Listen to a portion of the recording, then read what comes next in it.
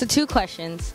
So the first question is, was college ever an option? As soon as I graduated from Maryville, same year enrolled into Phoenix College, and I actually completed my 2 years there. And while I was going to school there is when I was dancing with the Phoenix Suns. And the other question was, where do you think you got the idea that getting formal training was a priority to become a dancer? I remember seeing magazines. I would see dance magazines, and everyone on there seemed like they were very trained in either ballet or jazz contemporary, and they had so much technique.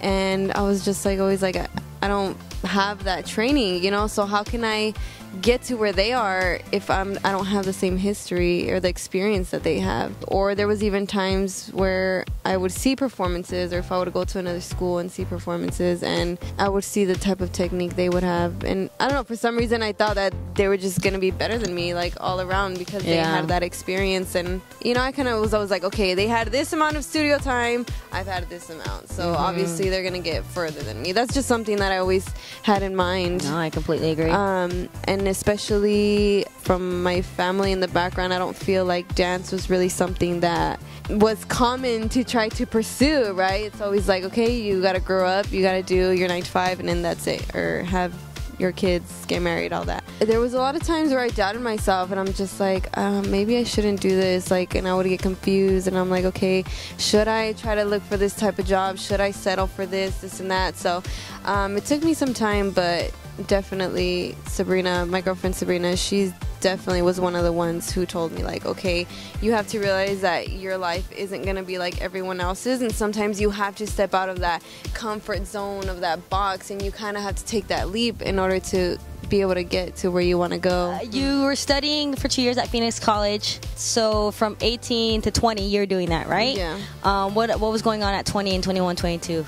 Well, right after, what my plan was... My plan was that didn't work out. Right, exactly. That's why we're here. Just kidding. So I actually wanted to graduate from PC and then transfer to university and continue dance education and possibly being a dance teacher, because I really loved having my dance teachers here at Maryville. So I was like, this is something that I would really like to do. However, that's when I started to think, I'm like, okay, I had to lay it on the table. I'm like, okay, if I'm young right now, have all this energy, if I try new things, if I fall, I'm not gonna break any bones or anything. So I was like, I want to get as much dancing, performing now as I can, because first I want to learn what I can do as a dancer before I even teach. So I kind of want to make sure I have experience as well, to kind of be able to share that and not just be something that I learned at a college, but something I learned from experience in life myself.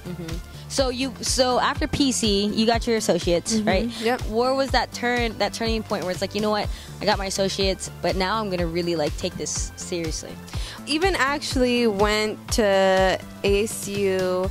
I even talked to the dance professor there, and I was even like looking into some of the credits that I would need, almost even creating my schedule. But I just felt like, okay, what am I going to be doing now? I'm just going to be going to school, but is that going to give me enough time to be able to do what I wanted to do? Because I know there was a point that when I was with the Suns, it was kind of hard to balance even school and performing there. And I was just like, okay, well, you know what, I'm going to take a little break, put my brakes a little bit, and just kind of see where all this goes. I mean, that's where I am now.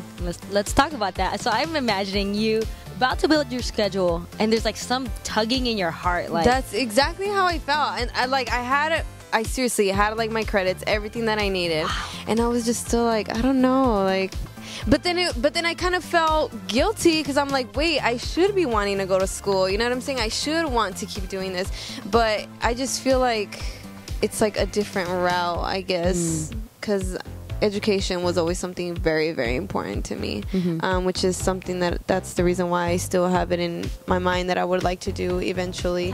So after not getting your classes, you came home, didn't get your classes, you know what I mean? So what was going in your head now? Because now we got to talk about Miss Nova Loza. Like, where did this happen? How did this come about?